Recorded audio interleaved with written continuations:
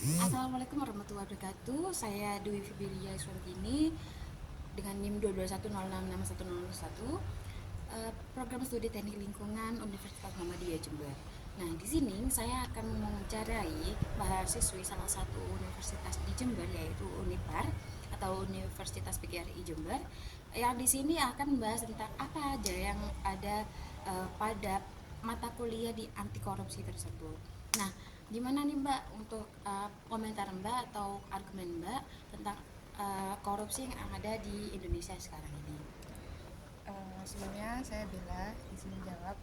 Jadi terkait dengan anti korupsi yang ada di negara kita ini tentunya sangat menunjang untuk uh, jenjang pola pikir dari Gen Z ya mungkin ya.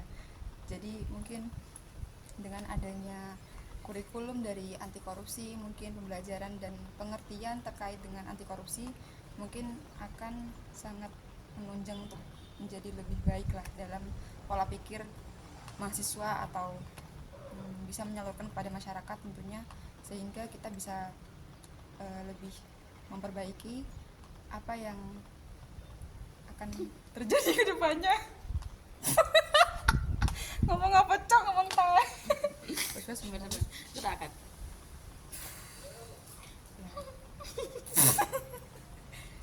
Ya mungkin seperti itu mbak.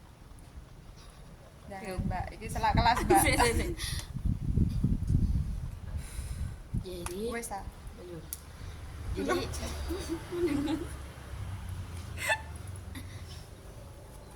Jadi argumen Mbak tentang pendidikan anti korupsi ini sangat mendukung mahasiswa untuk memahami apa aja korupsi yang ada pada saat ini, seperti itu ya Mbak ya. Iya betul sekali. Nah, menurut Mbak sekarang korupsi yang ada di Indonesia sekarang tuh lebih menurun atau lebih meningkat sih Mbak? Berdasarkan dari berita-berita yang cukup viral ya dari kemarin ini, mungkin banyak korupsi yang tidak diketahui dan baru saja terungkap, sehingga ya mungkin kalau dilihat dari grafik ini melonjak ya terkait dengan berita yang baru saja terjadi. Kita kan belum tahu ya terkait dengan korupsi yang mungkin belum diketahui. Nah, mungkin dari itu bisa disimpulkan mungkin sedikit melonjak. Oke, jadi dari korupsi yang ada di Indonesia sekarang itu banyak sudah yang ditangkap atau diketahui seperti itu ya Mbak. Iya. Tapi ini hanya 5%-nya saja belum kita tahu sisanya tersebut, seperti itu ya. Iya, betul. Nah, mungkin dari Mbak bisa memberikan contoh apa sih yang biasanya di organisasi mungkin yang berhubungan dengan korupsi itu, mungkin dari Mbak itu apa ya? Mungkin dari pengalaman saya ya terkait dengan organisasi itu, mungkin semisal dari pihak bendahara nih yang sangat-sangat rawan sekali ya mungkin ya, dimana bendahara ini kan bertugas sebagai menyusun RAB dan segala macam gitu kan. Nah, biasanya mungkin bisa memicu hal-hal korupsi dari kecil gitu, terkait dengan penambahan RAB yang seharusnya tidak ada malah diadakan. Nah, itu bisa saja dengan disebut korupsi seperti itu. Baik. Nah, pentingnya pendidikan korupsi dari sedini-dininya itu sangat penting untuk kita di masa depan yang akan datang ya Mbak ya, seperti itu. Nah, uh, untuk teman-teman, uh, kita tahu bahwa sekarang Indonesia mengalami krisis atau mungkin peningkatan yang cukup drastis dari para koruptor.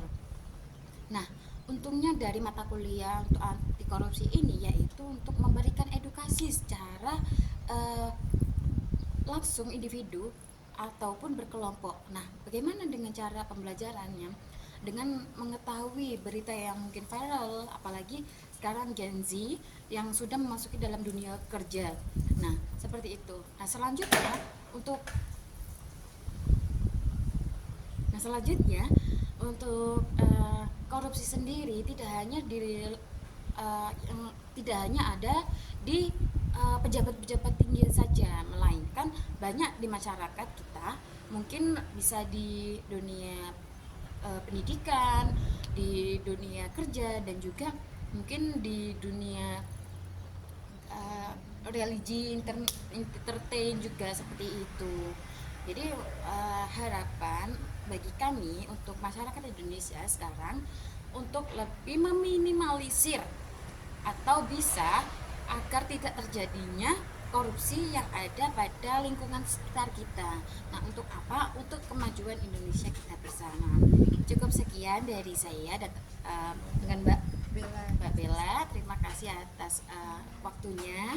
Kami akhiri di sini. Wassalamualaikum warahmatullahi wabarakatuh.